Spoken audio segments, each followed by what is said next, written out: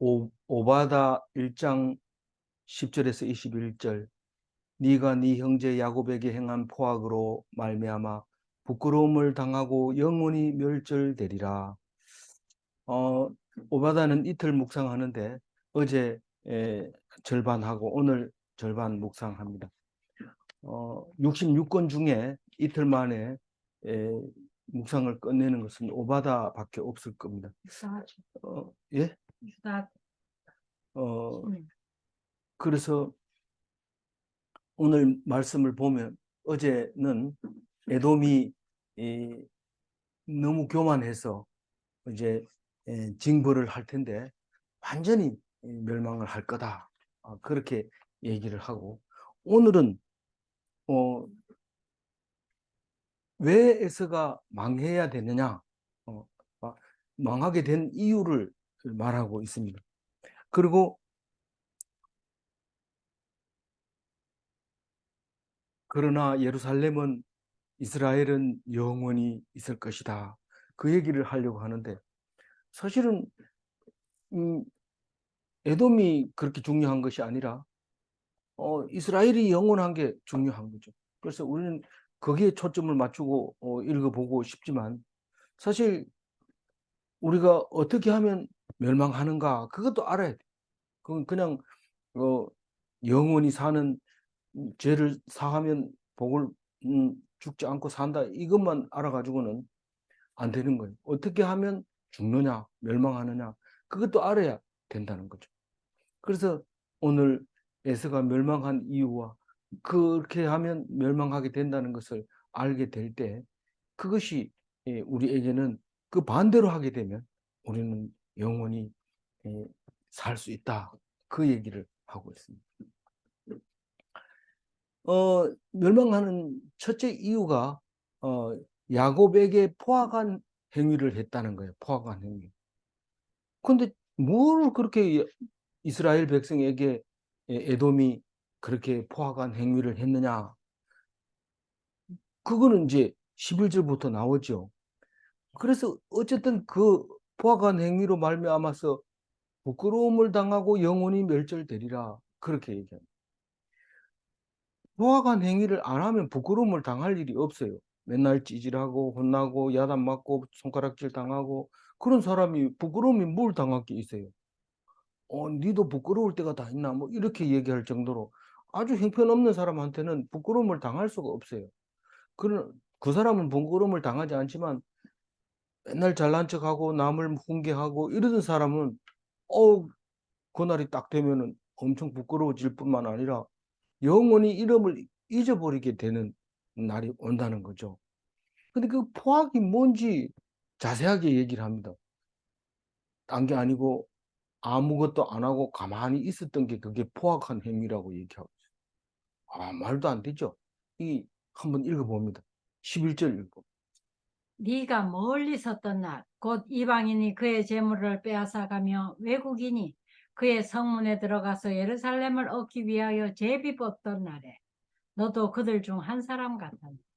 우리는 이제 저기 중간에 읽는 거니까, 네가 네 형제 야곱에게 행한, 이렇게 하면 에돔이 이스라엘에게 행한 포악으로 이렇게 읽어지잖아요. 그럼 11절은 네가 멀리 섰던 날에, 이 말은 에돔 사람들이 멀리 서 있다는, 이게 뒤에 읽어보면 방관하더라고요. 방관했다는 거죠. 그날에. 어떤 날이냐면 이방인이 그의 재물을 빼앗아가며 할 때, 그의 재물이, 그가 누구예요?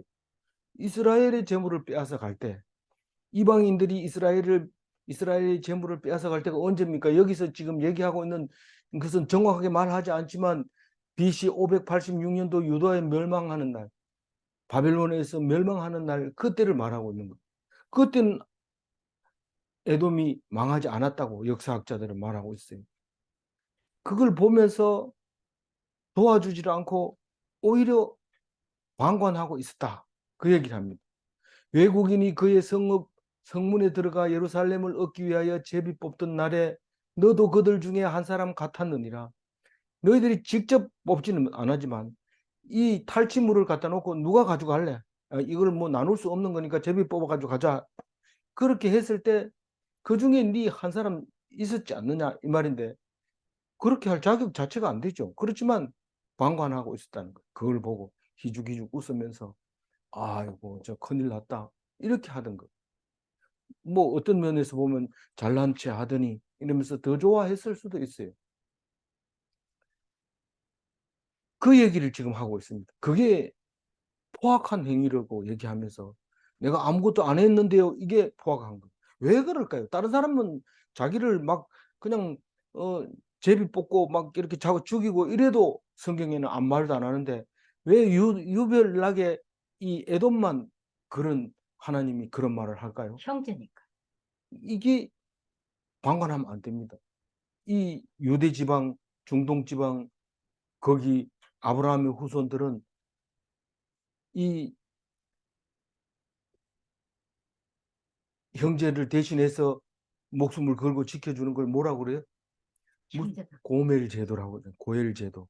고엘 제도 이 고엘 제도를 목숨 걸고 지켜야 됩니다.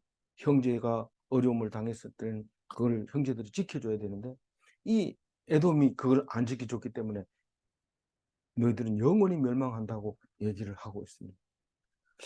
좀 이해가 안 될 때가 있어요.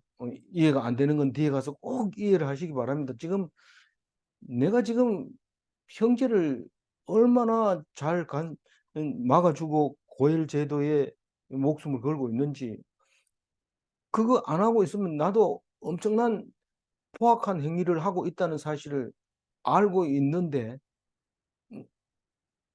그게 어떻게 된 건가? 그러면 나는 지금 엄청 잘못하고 있는가? 답을 꼭 내리시기 바랍니다. 12절 읽어봅니다. 내가 형제의 날 곧 재앙의 날에 방관할 것이 아니며 유다 자손이 패망하는 날에 기뻐할 것이 아니며 그 고난의 날에 내가 입을 크게 벌릴 것이 아니며 이 이게 무슨 말인지 잘 모릅니다. 이런 식으로 써 놓으면은. 이게 다른 말이 아니고 방관하지 말았어야 했다 이 말입니다. 방관하지 말았어야 했다. 에 에서의 형제 야곱의 날에 이스라엘이 심판받던 날에 이스라엘의 재앙의 날에 이 말입니다. 네 형제가 네가 네 형제의 날 곧 그 네 형제가 재앙을 받던 날 방관하지 말았어야 됐다. 유다 자손이 패망하는 날 BC 586년도에 네가 기뻐했다. 그렇게 우리를 괴롭히고 우리 위에 군림하더니 잘 됐다. 그 기뻐했다는 거. 근데 사촌이 논사하면 배 아프고 죽으면 기쁘고 이런 거 아닙니까? 뭐 이거 가지고 포악하다고 얘기하면 됩니까? 그렇게 말할 수도 있어요. 그러나 성경은 그렇게 말하고 있습니다. 그 이스라엘의 고난의 날에 그 고난의 날에 이스라엘의 고난의 날에 네가 입을 크게 벌릴 것이 아니면 입을 크게 벌린다는 것은 조롱하는 거예요. 으하하하 진짜 멋지다 통쾌하다 이 말을 말하는 거예요. 야곱이 고난을 당할 때 네가 입을 크게 벌리지 말았어야 됐다 이 말입니다. 13절 이거. 내 백성이 환난을 당하는 날에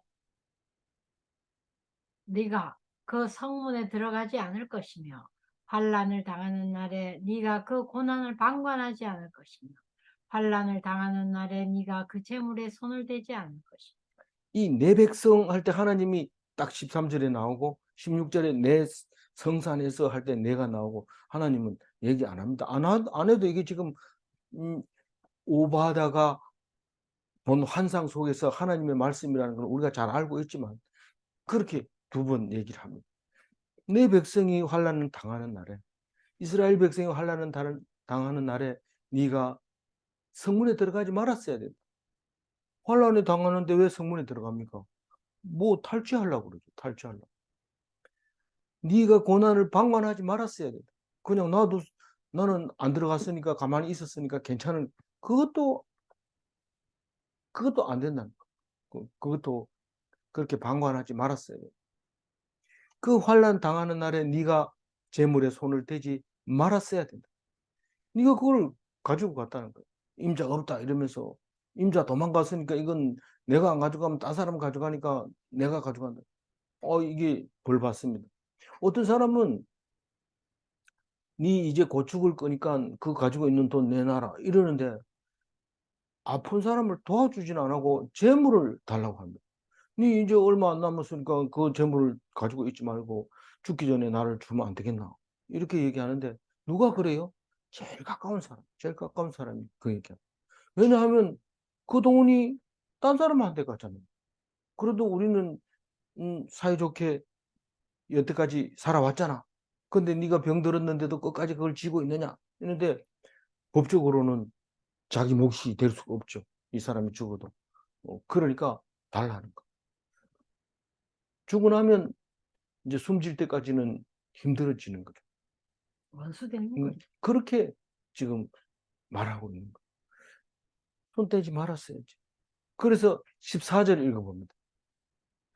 내 거리에 서서 그 도망하는 자를 막지 않을 것이며 고난의 날에 그 남은 자를 원수에게 넘기지 않을 것입니다. 이거 성에서 도망을 가는 사람을 붙잡아 가지고 못 가게 하는 거. 참 나쁘죠. 뭐 도망 못 가고 성에 남아 있는 사람을 붙들어 가지고 바벨론 사람들한테 넘겨줬단다. 에돔 사람들. 그러지 말았어야 된다는 거죠. 그것 때문에 너희들은 영원히 멸망하게 된다. 그렇게 얘기를 합니다. 근데 그게 왜 안 되느냐? 음, 음, 친한 사람 친한 사람이 아니라 형제를 그렇게 하면 안 되는 거라는 건데 15절 읽어봅니다. 여호와께서 만국을 벌할 날이 가까웠나니 내가 행한 대로 너도 받을 것인즉 네가 행한 것이 네 머리로 돌아갈 것이라. 이 말씀은 뭐 성경 속에 아주 기본으로 딱 잡혀 있습니다. 그날이 오면 네가 행한 대로 벌을 받을 것이다 라고 얘기를 하는데 우리는 보통 아무것도 안 하면 난 죄가 없는 줄 생각하는데 가만히 있어서 죄 짓는 게 뭐 많습니다. 뭐 행위는 별로 실제로 행하는 행동은 그렇게 문제 삼지 않습니다. 근데 속에 들어있는 마음, 속에 들어있는 그 믿지 못하는 불신 요런 것들은 하나님이 다 알고 그거를 벌로 우리에게 주시는 거죠. 그래서 막 열심히 교회 다니는 것 같은데 천국 가 보니까 없어요. "그 왜 어디 갔냐?" 이러니까 그 사람은 안 믿었다는 거예요. 안 믿었다는 거예요. "아 그래요?" 이런데 자세히 보면은 믿음이 없는 거예요. 겉으로는 뭐 얼마나 잘하는지 몰라요. 뭐 하고 잘해요. 근데 천국 가보면 없는데 그 이유가 안에 믿음이 없어서 그렇다는 거예요. 그건 부끄럽잖아요. 그거는 이름조차가 없으니까 아예 없는 것처럼 그렇게 만들어 버리겠다는 거. 아예 없는 것처럼. 믿음이 없으면. 그러니까 16절 읽어봅니다. 너희가 내 성산에서 마신 것 같이 만국이니 항상 마시리니 곧 마시고 상키어서 본래 없던 것 같이 됩니다. 예. 갑자기 소리 지르면 마이크 깜짝 놀라요. 그러니까 이게 너희가 내 성산에서 마신 것 같이 만국인이 항상 마시리니 곧 마시고 삼켜서 본래 없었던 것 같이 되리라.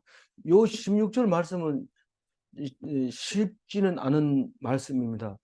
그런데 마신다고 하면 잔을 생각하게 되는데 그 잔은 뭐 여러 가지 의미, 축복의 잔도 있고 그 사랑의 잔도 있고 있습니다. 그리고 많이 사용되지고 있기 때문에 정확하게 여기서 마신다고 하는 거의 의미를 똑부러지게 얘기를 하기가 어렵지만 만약에 분노의 잔으로 말하면 내 성산에서 마신 것 같이 이렇게 말하면 누가 분노의 잔을 마셨냐면 이스라엘이 분노의 잔을 마신 겁니다.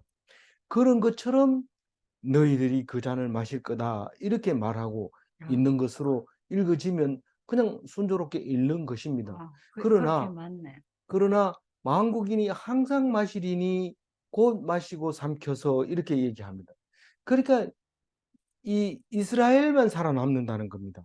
이스라엘만 나중에는 이스라엘만 살아남고 나머지 망국인들은 다 없어진다. 근데 이게 이제 나중에는 이제 어떤 모습으로 바뀌냐면 이 이스라엘 예루살렘은 샘이 솟아나오는 곳이에요. 성전에서 샘이 솟아나와서 사방을 흩어서 먹이는데 그 물을 마시는 사람은 살고 물이 영생하도록 해주는 그 배에서 생수가 나리라. 이 말은 배에서 나온 보, 보간 보간이 입으로 발표가 소리로 나와서 우리가 듣고 그게 살아남게 되는 말씀을 얘기하고 있는 거죠. 그래서 성산에서 모든 사람을 살리는 생명수가 나오는 것을 모양을 그림으로 그리면 이와 같은 거예요. 그래서 항상 마시는 물이 성산에서 나온다. 이렇게 볼 수 있는데 그거는 분노의 잔이 아니죠. 축복의 잔인데 여기서는 지금 분노의 잔으로 보게 되면 그렇게 말할 수 있습니다. 그러니까 이 내 성산에서 마신 것 이거는 내 백성이 마신 잔, 너희가 행한 잔 이렇게 얘기를 해야 됩니다. 그래서 뒤에 있는 말하고는 잘 어울려지지 않기 때문에 읽기가 쉽지 않습니다. 그래서 시편 51편 17절을 한번 읽어봅니다. 여호와의 손에서 그의 분노의 잔을 마신 예루살렘이여 깰지어다 일어설지어다 네가 이미 비틀거름 시대하는 큰 잔을 마셨다 비웠도다. 이게 시편이라고 제가 말했는데 시편이 아니고 이사야 51장 17절입니다. 그러니까 이스라엘이 이 분노의 잔을 마셨다고 얘기를 할 때 성산에서 마신 것 같이 이 말은 성산에 있는 사람이 하나님 백성이 마신 것을 말하고 있는 거고 근데 너희들이 그걸 마시게 되는데 그걸 마시게 되면 본래 없었던 것 같이 돼버린다는 거예요. 흔적도 없이 영원히 멸하리라 이런 말입니다. 그거는 에스겔서 23장 33절을 읽어보면 훨씬 이해가 돼요. 네가 네 형 사마리아의 잔 곧 놀람과 패망의 잔에 넘치게 취하고 근심할지니라. 그러니까 패망의 잔, 멸망의 잔을 분노의 잔 이 말을 너희들은 가만히 있어도 하나님이 그 잔을 마시게 할 거다 이 말입니다. 완전히 사라지게 할 거다. 그 얘기를 하면서 그 16절을 설명하는 것 같아요. 17절부터 설명하는데 뭐를 하냐면 하나님 나라는 이런 것이 있는데 이 날이 반드시 온다. 그 얘기를 합니다. 17절 읽어봅니다. 오직 시온산에서 피할 자가 있으리니 그 산이 거룩할 것이요 야곱 족속은 자기 기업을 누릴 것이며. 이 하나님 나라는 어떤 거냐면 시온산이 하나님 나라가 된다는 겁니다. 근데 남은 자가 피하는 곳이 시온산이었을 때 그 남은 자가 이루는 나라가 하나님 나라라는 겁니다. 지금 나라라는 말은 안 나오지만 제일 밑에 가면 나라라는 말이 나옵니다. 그렇게 피해서 이루어진 산이 그게 하나님 나라는 거예요. 그게 시온산에 피할 사람은 유일한 생존자가 되고 나머지는 다 죽는다는 거예요. 본래 없었던 것 같이 된다는 그런 말이죠. 그런데 그 시온산은 거룩한 산이면서 그 산은 야곱 족속이 기업을 누릴 산이다. 다시 말해서 말씀의 산인데 야곱이 영원히 자손에게 물려줄 없어지지 아니할 산이다. 그 말이 얘기하고 있는 겁니다. 18절.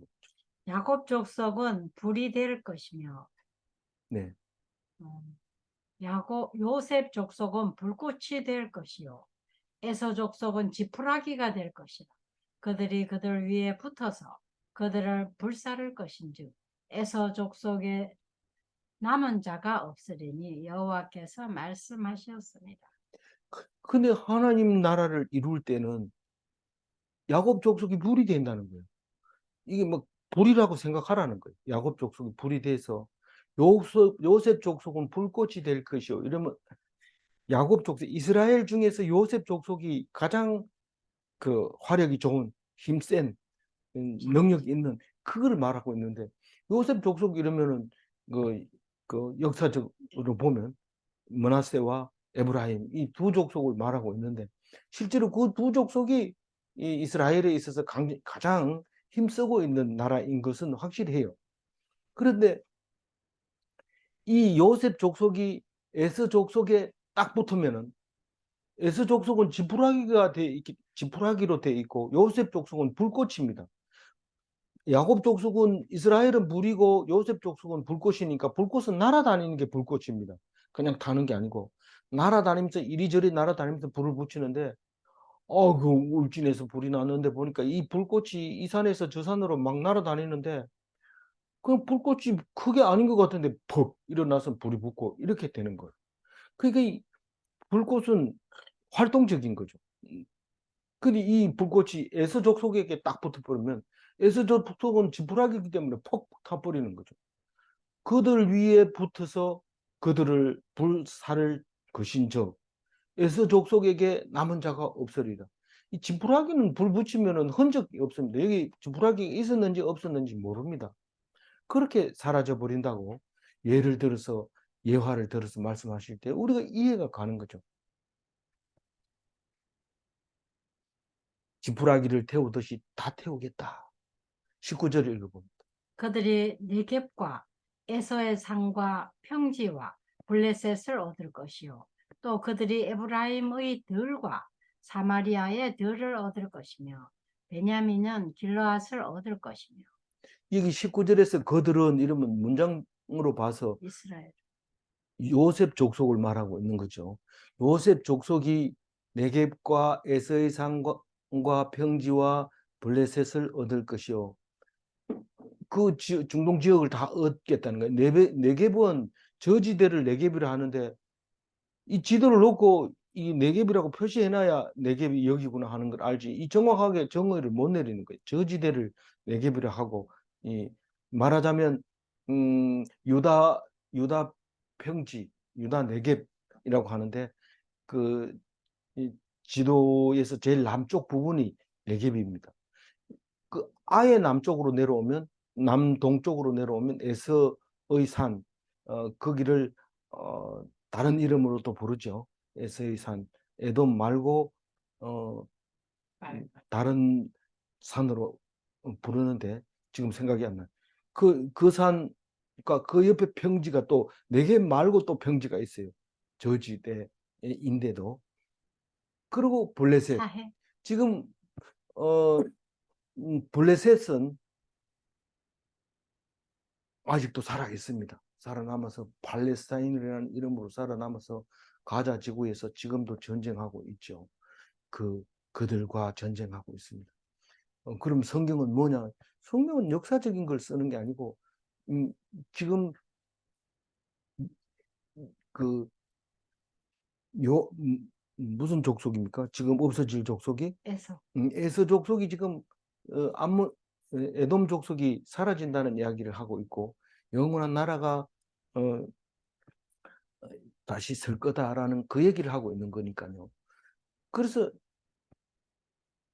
그 에브라임들과 이 말은 당연히 에브라임 사람은 에브라임들을 차지해야 되겠죠. 그러니까 그것도 차지하고 사마리아들도 북이스라엘 땅이니까 그것들도 차지하고 그런데 베냐민 지파는 길르앗을 얻을 것이며 길르앗은 강 건너 강 동쪽이 있는 건데 이 베냐민 지파의 사울 왕이 처음 되자마자 길르앗 라못에서 싸움해서 하잖아요. 싸움하는 것처럼 베냐민은 그 땅을 도로 찾아가지고 영원한 후손에게 물려줄 거다.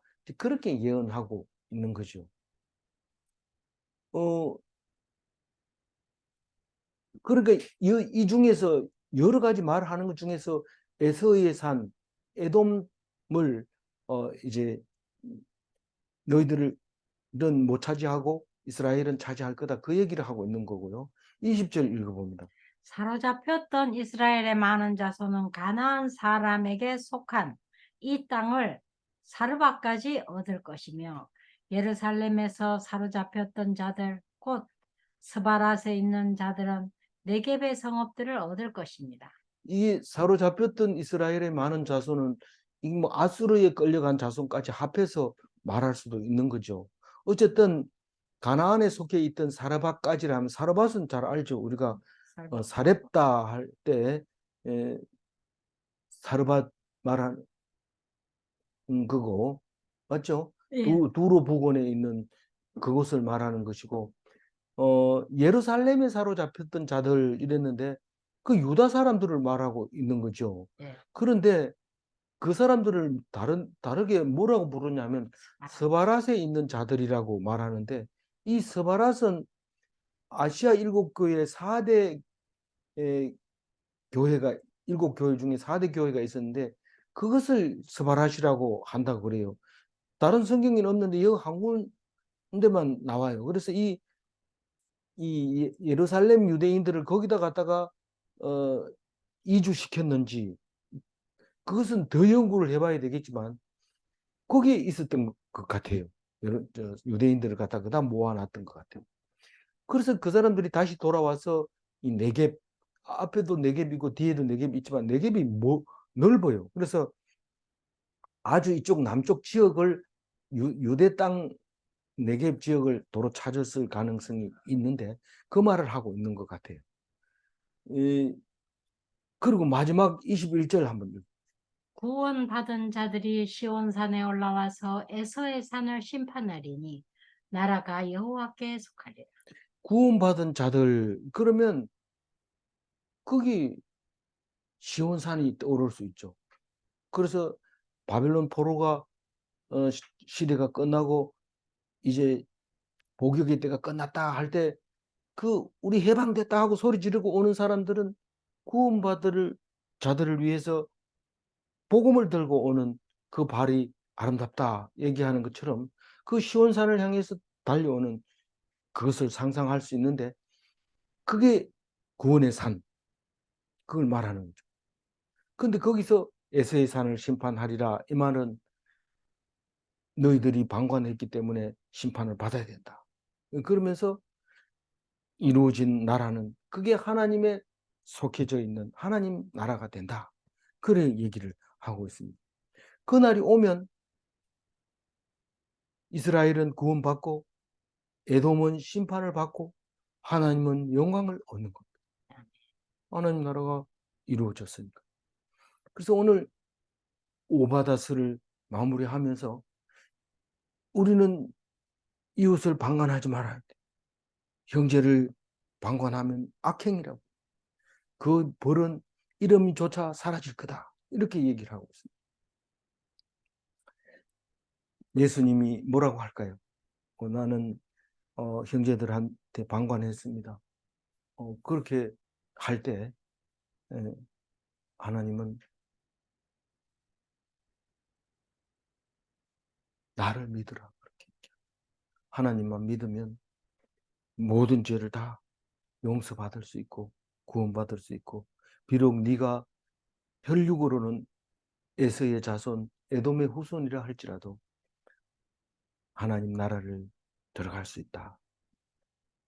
그 얘기를 하고, 우리가 내 나름대로 생각하고 내 같은 게 무슨 갈 수 있나요? 이런 생각하지 말고 내 같은 게 어떤 건데 하나님이 믿기만 하면 반드시 천국으로 인도한다는 걸 기억하고, 본래 없었던 것 같이 되지 않습니다. 16절 16절 한번 원래 읽고, 없던 것 같이 되리라. 본래 없던 것 같이 되면 좋겠습니까? 하나님을 붙잡아야 됩니다. 정리합니다. 사람은 누구나 다 죽습니다. 그러나 하나님의 아들은 영원합니다. 어떻게 말할 수 있어요? 왜 그렇게 말할 수 있어요? 예수님이 있기 때문에 그렇습니다. 이 구약 성경만 읽어가지고는 속이 답답하지만 하나님, 예수님이 우리를 위하여 죽으셨다는 것을 기억하면 이 말씀이 얼마나 은혜되고 기쁘고 감사하죠. 에돔 같은 나에게, 에서 같은 나에게 이스라엘 삼아주신 거 감사합니다. 그렇게 기뻐하는 오늘 하루 되시기 바랍니다. 안 죽는 사람은 없는가? 죄가 없으면 죽어도 다시 살리시는가? 다 죽지만은 죄 없이 죽으면 죽은 자도 다시 살립니다. 죄가 없이 하려면 방법은 딱 한 가지밖에 없습니다. 예수님이 나를 위해서 죽었고 내 죄를 다 없앴다고 하는 사실을 믿기만 하면 죄가 없어지면서 죽어도 다시 살리신다는 것을 믿으시기를 바랍니다. 기도하겠습니다. 하나님 감사합니다. 오바다를 통해서 우리의 죄악이 아무것도 안 하면 죄가 없는 줄 알지만 방관한 것을 악행으로 말씀하시면서 영원히 없었던 것 같이 하겠다 하실 때에 그 죄를 어떻게 용서받아야 할지 하나님 앞에 정중히 겸손히 빌고 또 빌어 하나님 예수님이 주시는 그 용서함, 죄사함을 받게 하여 주옵소서. 내일부터 묵상하는 욥의 신앙을 또 한 번 기억하면서 우리의 삶을 돌아보게 하여 주옵소서. 감사하옵고 우리 주 예수 그리스도 이름으로 기도 올리옵나이다. 아멘. 아멘.